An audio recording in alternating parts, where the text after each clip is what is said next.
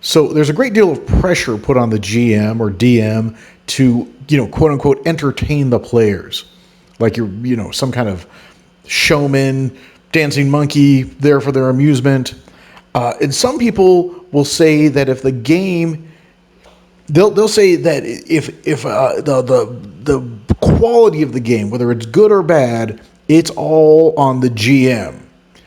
And I will tell you a secret. Well, not even a secret. I think everybody knows this. But the biggest factor, whether a game is good or bad, it's the players. It's always the players. You as the GM could have the greatest adventure planned with all kinds of props and painted miniatures and cool soundtrack, all dress up as like a wizard or whatever. I don't know what you do. But one bad player could ruin it for everyone.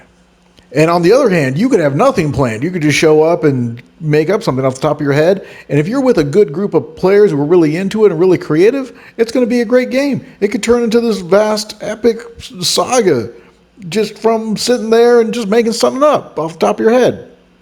So first bit of advice, surround yourself with good players if possible. I know that's easier said than done, but work on it over time. That will improve your games the most. However, if the players are so critical to the entertainment value of the game, what is a GM's role in a role-playing game? To explain this, I'm going to give you a metaphor. It's a role-playing metaphor I'm giving you here. So a role-playing game is like a campfire.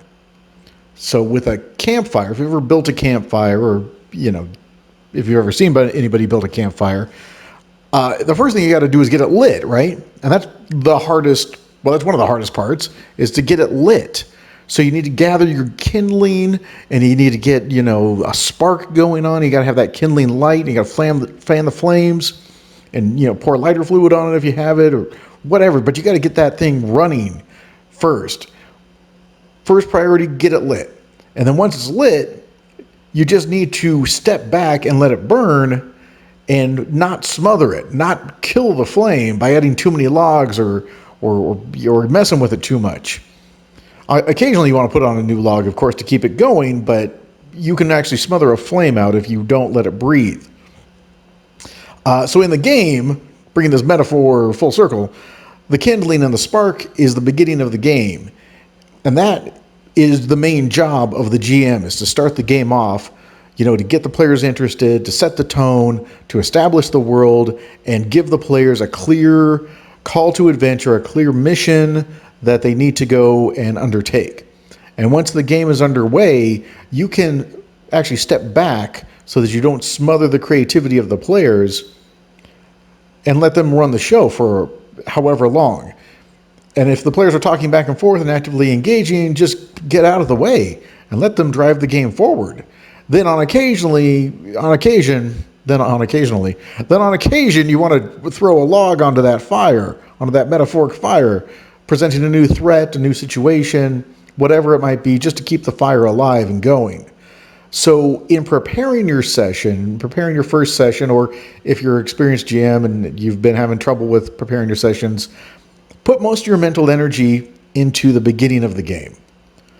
There's more to it, of course. I'll get to that in later videos. But something to remember is you don't have total control over the game. So you can't prepare that much. Your main job is to get the ball rolling and keep the ball rolling. Okay, anyways, thanks for watching. Please like the video if you thought the topic was interesting. And if you have an opinion, please opine in the comments. Like I said, if this is not the way you run your games, that's fine. Do your own thing. It works for me. It might work for you. I don't know. If you want to continue this conversation and hear some of my other wacky ideas, please hit subscribe. And, thanks again for watching.